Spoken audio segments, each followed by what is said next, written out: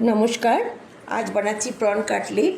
Prawn cutlet বানানোর জন্য আমি বেশ কয়েকটা একটু বড় সাইজের প্রন নিয়ে নিয়েছি। প্রনটাকে খোসা ছাড়িয়ে নিয়েছি, নোংরাটা পরিষ্কার করে নিয়েছি। এবার প্রনটাকে মাছ বরাবর একদম ফ্ল্যাট করে ছিঁড়ে নিলাম।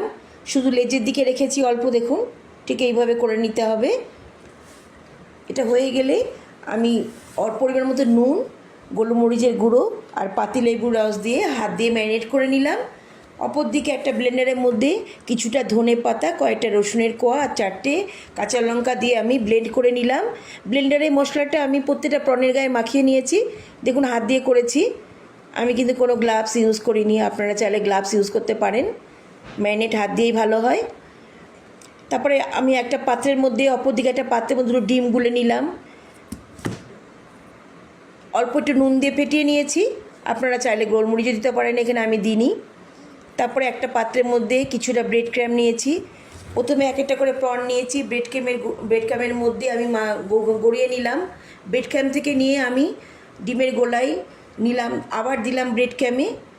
এইবার আমি প্রনটাকে হাতে নিয়ে একটা ছুরির সাহায্যে একটু কাটলেটের শেপে আনলাম। চারিদিক থেকে দেখুন ছুরি দিয়ে এইভাবে করে দেবেন, সুন্দর একটা শেপ এসে গেল। আমি আরেকটা করে দেখাচ্ছি একই প্রসেসে, এইভাবে করবেন। প্রত্যেকটা আমি এইভাবে করে নিলাম। অপর দিকে একটা প্যানের মধ্যে আমি 200 গ্রাম মতো তেল গরম করে, সাদা তেল গরম করেছি। ভাজতে একটু বেশি তেল লাগবে, তেলটা থেকেই যাবে, অত তেল তো লাগবে না। এক একটা করে আমি 4টে প্রথমে দিয়ে দিলাম, গোল্ডেন ব্রাউন করে ভেজে নিলাম। এপিট ওপিট উল্টে সুন্দর একটা কালার এলো, আর দেখতে যেমন লোভনীয় হয়েছে, খেতেও তেমনি ভালো লাগবে। আমি এর আগে করে খেয়ে দেখেছি, খুব ভালো হয়েছিল।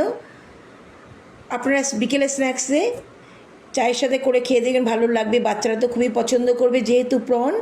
বাড়িতে অতিথি এলেও চায়ের সাথে এটা ভালো লাগবে, অতিথি আপ্যায়নে। এইভাবে করে খেয়ে দেখবেন, ভালো লাগবে। ভালো লাগলে একটু লাইক কমেন্ট শেয়ার করে দেবেন।